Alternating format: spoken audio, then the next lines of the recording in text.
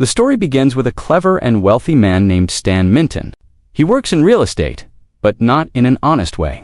Stan tricks people by buying cheap properties and selling them at much higher prices.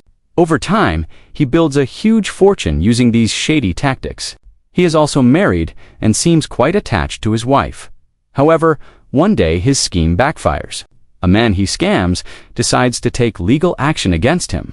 The case goes to court, and in the end, the judge sentences Stan to 3 years in prison. Panicking, Stan asks his lawyer to somehow bribe the judge and get him out of trouble.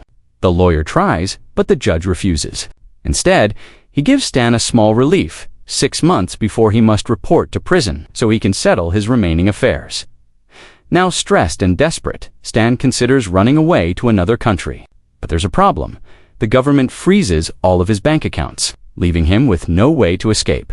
One day, while having dinner with his wife, Stan shares his fears about surviving in prison. His wife suggests something emotional. She wants to have a baby so she won't feel alone while he's gone. But Stan quickly refuses, as he doesn't like children at all. This deeply hurts her, and she walks away from him. Later, outside the restaurant, Stan meets a man who has clearly been to prison before. Curious and worried, Stan pays him to explain what prison life is really like. The man paints a terrifying picture. There are no real rules, guards don't interfere, and only the strongest survive. He even warns Stan that if he wants respect, he must defeat the toughest inmate on his very first day. This shocks Stan and makes him realize how unprepared he is. So, he decides to train himself. He joins a gym and tries to learn how to fight, but he struggles and embarrasses himself. In a karate class, he even gets thrown out after failing badly. Soon after, he comes across a strange but powerful master who demonstrates incredible strength. Impressed, Stan brings him home and begins training under him. The training is far from normal. It's intense, painful, and often bizarre. Early mornings, harsh exercises, and unusual methods push Stan to his limits. With his wife already gone, he fully commits himself to becoming stronger. After 5 months of relentless training, Stan is no longer the weak man he once was. To test himself,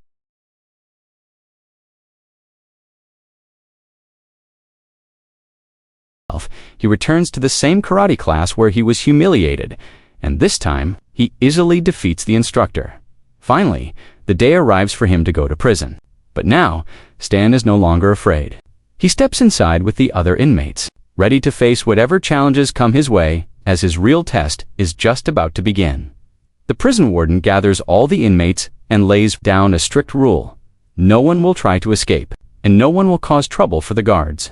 If anyone breaks these rules, they will be punished. However, he makes one thing very clear. What prisoners do to each other inside the jail is none of his concern. After this, Stan is taken to his cell, where he finds another inmate named Larry already staying there. Larry has taken the top bunk, which immediately annoys Stan. Without saying much, Stan hits the bed from below, causing Larry to slam his head above. Instantly, Larry realizes that Stan is not an ordinary man. He's strong and dangerous. Without arguing, Larry quietly moves to the lower bunk, giving Stan the upper one. Later, Stan learns about the different groups inside the prison. He is also introduced to Big Raymond, the most feared and powerful inmate, known for abusing new prisoners. Seeing this, Stan realizes that he could be in serious danger. At that moment, Raymond is torturing a weak inmate. Stan steps in and boldly challenges him, saying that if he has courage, he should fight someone his own size. Raymond accepts the challenge, and a fight begins.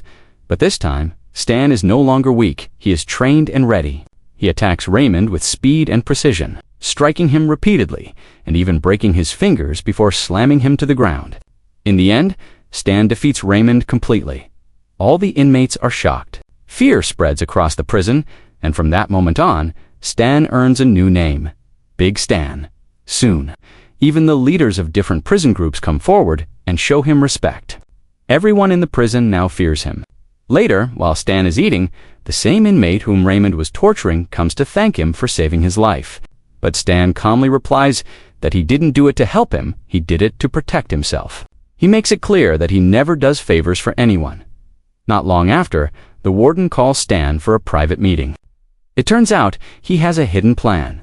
He tells Stan that he intentionally brought him to this prison because of his skills as a real estate con artist. The warden wants to illegally sell the prison land and needs Stan's expertise to manipulate the property documents in return. He promises to get Stan released after 1 year. Stan questions the plan, asking how the prison can be sold while it's still active, but the warden avoids giving full details. Meanwhile, the other prison groups start turning against Stan. They feel threatened and begin planning to take him down.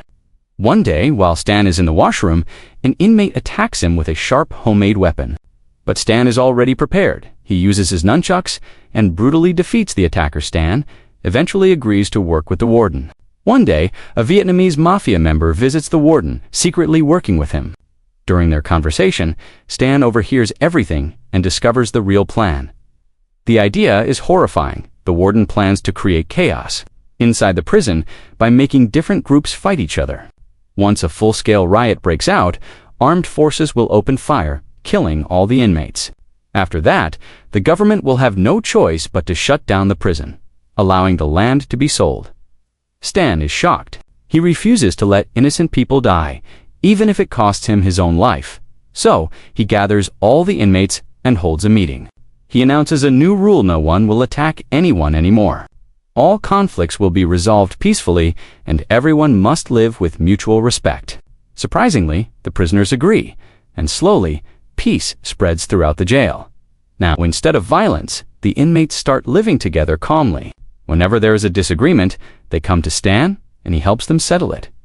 Around the same time, Stan receives a letter from his wife, the same woman who had left him. In the letter, she forgives him. Reading it brings him peace, as he truly loves her. Stan has completely changed. Earlier, he only cared about money and never thought about others. But now, he genuinely cares about people. His wife even comes to visit him in prison, and they share emotional moments together. Inside the prison, everything is different now. No fights, no chaos, just peace. And all of this is because of Stan. But this change makes the warden furious. His entire plan is falling apart. Angry and frustrated, he calls Stan and tells him that he has ruined everything. Now, he has two choices: either face death or suffer the consequences. The warden threatens Stan, saying he can file a report that won't just keep him in prison for 3 years, but could extend his sentence to 30 years. Hearing this, Stan becomes anxious and immediately calls his lawyer. The lawyer warns him that the warden is in charge, and if he submits a negative report, Stan's sentence could definitely be increased. So, the only option is to stay on the warden's good side. Under pressure, Stan gathers all the inmates and makes a shocking announcement. He says that all the rules he created are now cancelled. From now on, everyone is free to do whatever they want and handle their own problems. As soon as the rules are gone, chaos begins to return. Prisoners start fighting again. Meanwhile, the same young inmate whom Stan once saved comes to eat. Stan deliberately knocks his plate to the ground. This strange behavior confuses his cellmate Larry as Larry tries to leave. Stan quietly grabs his hand and whispers, "Stay away from the barbed wire tomorrow afternoon." This warning makes Larry suspicious. He realizes something big is about to happen, and Stan is being forced into it. Larry quickly informs the other inmates about what's coming. At the same time, the warden is preparing to execute his plan. Important officials have arrived at the prison that day. His idea is simple but deadly: start a riot among the inmates in front of the officers. Then order the guards to open fire and kill everyone, making it look like the prisoners died because of their own violence. When the moment arrives, two large groups of prisoners stand facing each other, armed and ready. The guards aim their guns, waiting for the fight to begin so they can start shooting. But instead of fighting, something unexpected happens. The inmates, already aware of the plan, do the opposite. Music starts playing and, instead of attacking each other, they begin to dance. The warden loses control. Furious, he grabs a gun and starts firing at the prisoners himself. All of this is witnessed by the officials, who clearly see that the warden is shooting unarmed inmates without any reason.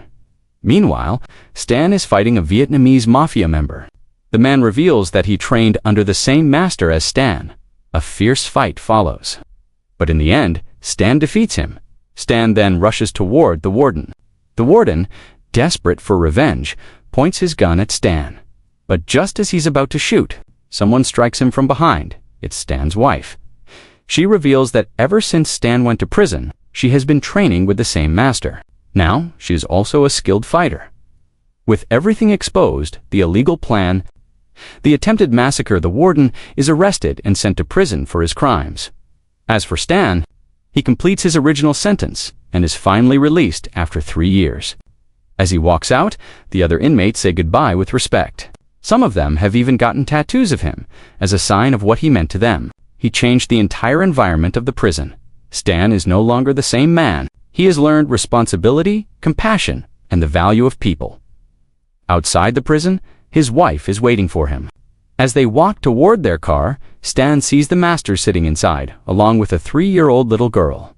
Stan gets slightly annoyed when he notices the master smoking in front of the child, but he doesn't say anything. At this point, his life has completely changed. He now has a family, happiness, and a new perspective on life. Most importantly, he has become a better man. And with that, the story comes to an end.